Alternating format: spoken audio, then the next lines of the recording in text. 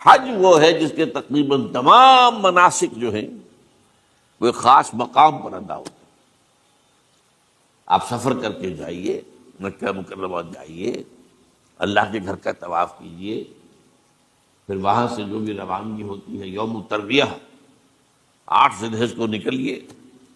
اور جا کر منا میں قیام کیجیے ایک رات، پھر 9 کی صبح کو نکلے عرفات جائیے، عرفات میں شام تک قیام رہے گا، لیکن مغرب کی نماز کے وقت کے بعد وہاں سے نکلیں گے، مغرب وہاں پڑھیں گے نہیں، وہ جا کر مزدلفہ میں پڑھی جائے گی عشاء کے ساتھ ملا، چاہے کتنی دیر ہو جائے۔ بہرحال یہ ساری چیزیں ایک خاص مقام کے ساتھ ہیں، منسلک ہیں، ہر جگہ پر یہ ادا نہیں ہو سکتا۔ اب اس میں دیکھیے حکمت نظر آ رہی ہے، چونکہ حج جو ہے ایک خاص جگہ پر ایک خاص مقام سے وابستہ ہے، اس کے ساتھ جو عید الاضحیٰ وابستہ کی گئی ہے، یہ گویا کہ حج ہی کے ایک رکن کو پھیلا دیا گیا ہے۔ قربانی جو مناسک حج میں بڑی اہمیت کی حامل ہے، اسے عام کر دیا گیا۔ تم مدینے مکے تو نہیں پہنچ سکے ہو، لیکن یہاں پر قربانی کے اندر تو شریک ہو جاؤ۔ اور بعض مشابہتیں اور بتائی گئی ہیں کہ ذی الحجہ کا چاند طلوع ہو جائے تو اس کے بعد حجامت نہ کراؤ، ناخن نہ کاٹو، وہ جو کچھ بھی آپ کو معلوم ہے احرام کی کچھ پابندیاں ہوتی ہیں، ایک مشابہت کسی درجے میں، ٹھیک ہے ہم وہاں نہیں ہیں لیکن ان کے ساتھ ایک مشابہت پیدا ہو رہی ہے۔ تو قربانی در حقیقت جو ہے عید الاضحیٰ وہ گویا کہ ایکسٹینشن ہے حج کی، کہ تمام عالم اسلام کے اندر جو ہے تمام مسلمان جہاں بھی کہیں ہیں وہ حج کے اس ایک منسک کے اندر شریک ہو جائیں۔ تو یہ میں نے چند باتیں تمہیداً عرض کی ہیں ان عبادات اربعہ کے بارے میں، ان کی جو ریلیٹیو حیثیت ہے ہمارے دین میں۔ اب آئیے حج کا معاملہ کیا ہے، وہ پورا ایک خاص علاقے سے متعلق ہے اور ایک خاص شخصیت سے متعلق ہے، یہ بھی نوٹ کر لیجیے۔ چنانچہ جو آیات میں نے آپ کو سنائی حج کے بارے میں، ان اول بیت وضع للناس للذی ببکۃ مبارکا وہدی للعالمین، یقیناً پہلا گھر جو بنایا گیا لوگوں کے لیے، یعنی اللہ کی عبادت کے لیے، کہ لوگ وہاں جمع ہوں اللہ کی عبادت کے لیے، وہ ہے جو بکہ میں ہے۔ بکہ اور مکہ یہ ایک ہی لفظ ہے، تورات میں بکہ کا لفظ آیا ہے، قرآن مجید میں مکہ۔ یہ تھوڑا فرق جو ہے یہ تلفظ کا ہو جایا کرتا ہے مختلف زبانوں کے اندر، جیسا کہ آپ کو معلوم ہوگا کہ آج کل جو عرب کے لوگ ہیں وہ قاف کو گاف پڑھتے ہیں، گل گم، قم کی بجائے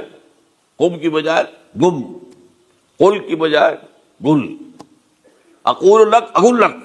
وہ گاف۔ تو یہ جو ہے فرق ہو جاتا ہے۔ تو بکہ، وادی بکہ، یہ ہے در حقیقت مکہ مکرمہ۔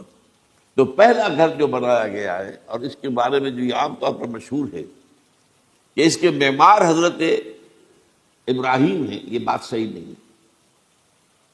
اس کے معمار اول حضرت آدم علیہ السلام خود، اول بیت ہے نا، پہلا گھر۔ تو کیا یہ ممکن ہے کہ آدم سے لے کر ابراہیم تک کوئی گھر اللہ کی عبادت کے لیے بنا ہی نہ؟ ناممکنات میں سے اولا بیت میں خود دلیل موجود ہے، حضرت آدم علیہ السلام نے اس کی تعمیر کی۔ البتہ اس کے بعد بعض سیلابوں کی وجہ سے یہ عمارت گر گئی، اور کچھ جو وہاں پر آبادی بنی تھی وہ بھی ختم ہوئی۔ تو ایسے آتے ہیں، آپ کو معلوم ہے یمن میں جب ان کا ایک بند ٹوٹا تھا بہت بڑا، سد معارم، تو پھر وہاں جو اتنی خوشحالی تھی اور جو وہاں پر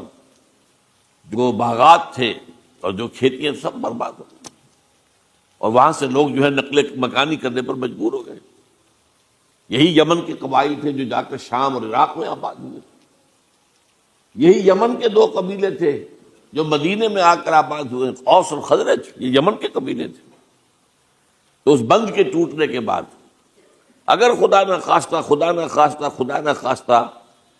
اگر ہمارا تربیلا ڈیم ٹوٹ جائے کیا ہوگا؟ پچھلے دنوں خبریں آئی ہیں اخبارات میں کہ ہندوستان میں غور ہو رہا ہے اس پر کہ تربیلا ڈیم کو اڑا دو۔ وہ سوچ رہے پاکستان کو ختم کرنے کی سبیل کیا ہو سکتی ہے، تو بڑی سمپل ہے اور بڑا آسان کام ہے، بمبارڈمنٹ کر دینا جو ہے۔ ٹھیک ہے ان کا جہاز آئیں، کچھ کو ہم گرا بھی لیں گے، لیکن کچھ تو آ کر جو ہے وہاں پر وہ اپنے بم جو ہے وہ ہدف کے اوپر گرا جائیں گے، کیا ہوگا؟ یوں سمجھیے کہ جو سونامی کا آیا تھا سیلاب، وہ سونامی کا سیلاب آئے گا بھارت پاکستان کے اوپر، اب ہر چیز تباہ و برباد ہو جائے۔ کم سے کم یوں سمجھیے کہ تقریباً 100 میل کی چوڑائی میں، اور بھی یہ سب جو ہے ریگستان بن جائے گا، ہر چیز ختم ہو جائے گی، خدا نہ خواستہ، خدا نہ خواستہ۔ دوبارہ سد معارف کے بعد یہ صورتحال واقع ہوئی، تو اس کے بعد سے یہ جو ہے یہ اللہ کا گھر یہ جو ہے گرا ہوا تھا۔ اس کی کوئی اب صرف یہ کہ قواعد رہ گئے تھے، قواعد کہتے ہیں جو بنیادیں ہوتی ہیں، وہ پھر اللہ تعالیٰ نے حضرت ابراہیم کو بتائی کہ یہ ہیں وہ بنیادیں جن پر کہ وہ گھر ہوتا تھا۔ وَإِذْ يَرْفَعُ إِبْرَاهِيمُ الْقَوَاعِدَ مِنَ الْبَيْتِ وَإِسْمَاعِيلُ، ان بنیادوں پر حضرت ابراہیم اور اسماعیل نے مل کر دو معماران حرم نے یہ عمارت جو ہے دوبارہ تعمیر کی ہے۔ تو گویا کہ حضرت ابراہیم علیہ السلام معمار دوم ہے، معمار اول اس کا جو ہے وہ خود حضرت آدم علیہ السلام۔ فی آیات بینات مقام ابراہیم، مقام ابراہیم ہے، جو بھی وہاں گئے ہیں انہوں نے دیکھا ہے کہ ایک پتھر تھا جس پر کھڑے ہو کر حضرت ابراہیم علیہ السلام تعمیر کر رہے تھے۔ اب آج تو آپ کو معلوم اسکیفولڈنگ لگ جاتی ہے، بانس لگ گئے، یا آج کل تو جو ہے پائپ جو ہے لوہے کے اس سے لگا کر، تو جیسے جیسے عمارت اٹھتی جا رہی ہے اسی طریقے سے اس کے ساتھ جو ہے وہ چل رہے ہیں اور ان کے اوپر کھڑے ہو کر تعمیر ہو رہی ہے۔ تو اس وقت کچھ نہیں تھا، تو ایک پتھر ایسا تھا کہ جو خود بخود اٹھتا تھا اللہ تعالیٰ کے اٹھانے سے، یا یوں کہیے کہ ملائکہ کے اٹھانے سے، اور اسی پر حضرت ابراہیم کھڑے ہو کر وہ پتھروں کے اوپر پتھر رکھتے جا رہے ہیں، اور اس کی وجہ سے اس پتھر کے اوپر کتنی دیر کھڑے رہنا ہوا ہوگا حضرت ابراہیم علیہ السلام کا کہ اس پر ان کے پاؤں کے نشان بن گئے۔ وہ ہے مقام ابراہیم، جو آپ نے دیکھا ہوگا کہ وہاں ایک بہت خوبصورت قسم کا ایک پنجرا سا بنا ہوا ہے اور اس کے اندر وہ مقام ابراہیم ہے۔ اور جب بھی طواف کرتے ہیں تو طواف کے بعد 2 رکعتیں جو ہے